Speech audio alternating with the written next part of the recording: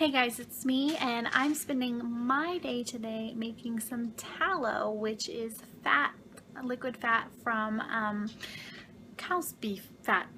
So let me tell you what you do. You get suet from your local butcher, which is just the fat from the cow. And mine had it frozen, and then I put it in the refrigerator. I'm not going to use it all right now. I'm going to put the rest in the deep freeze. I'm going to make enough to fill my deep fryer. So I'll show you real quick what you do. Okay, so it comes looking kind of like this. This piece has a little bit more meat on it than some of the other ones I had. They just put it in bags for me. It's kind of dark. Let's see. Anyways, it's just fat. So then you cut it off, and there's some like cellophane-y kind of stuff. See that? You can just pull that out, as much of it as you can, chop it into manageable pieces, put it in the food processor, process this, and bring it over here into your pot. And see, this is going to be 2 pounds when I'm done. I think I'm going to do, this is almost 4 pounds. I'm going to do 6 pounds. I think that's going to be enough to fill my fryer.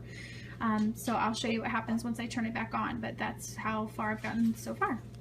Okay, now I've got all of the fat shredded and in this stock pot. I'm putting it on low, very low. This is going to take a long time, several hours.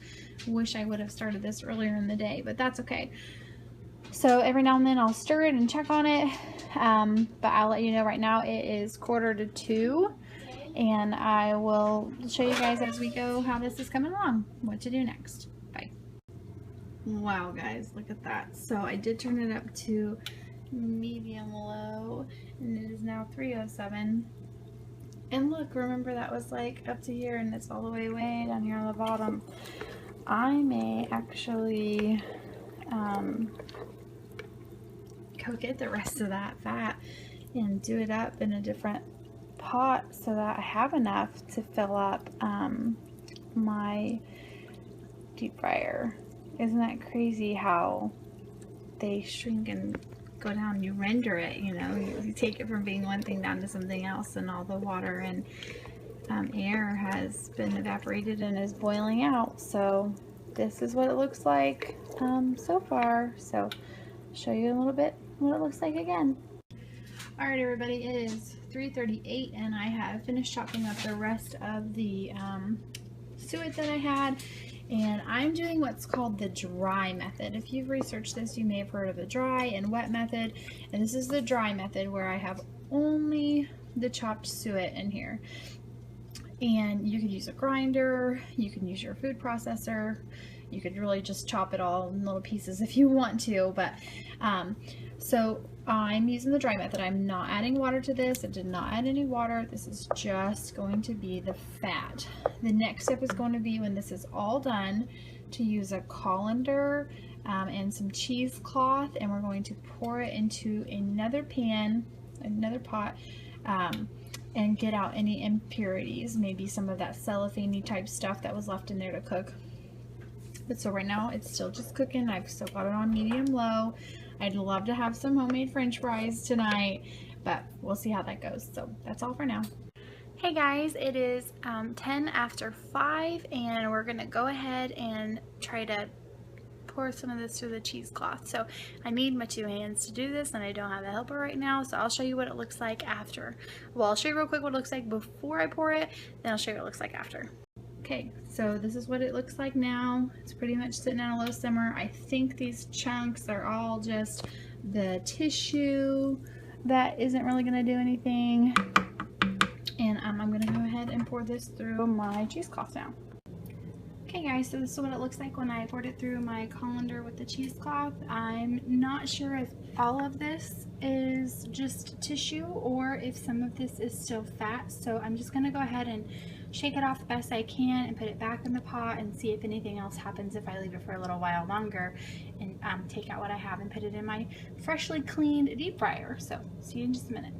Alright guys, so this is my tallow. I'm gonna say that maybe this is like a 6-quart pot, I think, and it is almost full of tallow. Isn't it beautiful? And this is all my other stuff that may or may not have more fat, and I'm just gonna let it go and see what happens. If nothing happens shortly, then I'll just toss it. Maybe, yeah, so we'll just see. But for now, I'm super excited about this luscious tallow, and I'm gonna put it in my clean deep fryer, which parts of it are over here. See, ta-da, it's nice and clean. And I'm gonna make me some french fries. So I'll see you guys in a little bit and tell you how they are. Okay guys, as you can see, I am getting some more of the tallow, the fat, grease, whatever you want to call it, from this. I'm going to continue to let this cook. I've got my french fries going right now, and I'm going to tell you a little bit about some of the research I've been doing while this is cooking. Okay guys, so while I've been doing this, I've been watching a few videos about how other people make tallow, and I've seen that you can do it in the oven without cutting it up into such small pieces. You can just cut it without sticking it in the food processor or the grinder, and you can put it in your crock pot for several hours, suggested maybe 2 pounds per pound, 2 hours per pound, until you see the clear. So I'm gonna leave this cooking on low for a long time, and I'll check on it again probably like before I put my kids to bed or something. But I anticipate that that might actually create some more tallow, which is good because I just got in between the minimum and the maximum line on my deep fry, and I really wanted to fill it. So, and it was kind of expensive, and that's another thing I saw, is that some farmers will give you this for free. So I'm hoping to get on that, how I can get that for free. Definitely when we buy our cow, hopefully next year, I will ask to keep the fat and make my own. But, you know, until then, I'm going to try to find it cheaper than $1.79 a pound. I mean, I buy pork for less than that and eat it. But anyways, I was excited to find it. I was excited to make it. I hope that this is helpful for you guys. And I look forward to showing you guys some more things.